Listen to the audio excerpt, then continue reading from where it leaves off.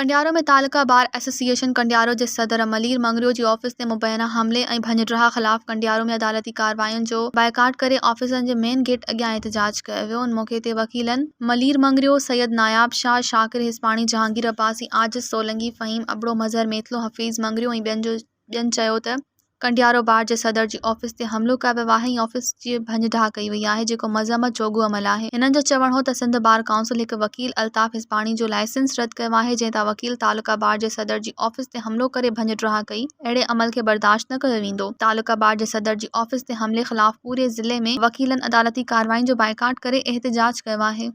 Media जे तवसुल सां आज press conference कयूं था।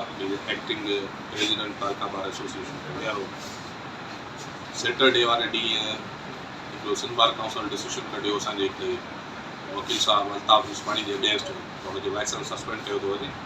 उन खां पोइ अनायत थी उन दहशतगर्दी एक्ट करे असांजे president taluka bar association Malir Mangrio sahab ji office ते अटैक कयो, शीशनि जा तोड़ फोड़ कई। अलाह जी महिरबानी सां मलीर साहब मौजूदाना तौर ते बची वियो ऐं हुते कोन हो, न त हुजे हा त अञा मामिलो बिगड़जी सघे हा। उन खां पोइ मलीर साहब जी रिक्वेस्ट ते असां हिते जेका सो जनरल पार्टी मीटिंग कॉल कईसीं। इन इंसिडेंट खां पोइ हिन सोशल मीडिया ते घणनि दोस्तनि DB जे ख़िलाफ़ हिन घटवनि ॻाल्हायो, मेंबर सिंध बार काउंसिल खे बि हिन घटवनि ॻाल्हायो। असांजे रेस्पेक्टेबल मेंबर आहिनि। मज़ीद ख़बरनि ऐं तफ़सीलात लाइ विज़िट कयो असांजी वेबसाइट www.awamiNewsHD.com ऐं ॾिसंदा रहो अवामी न्यूज़ HD।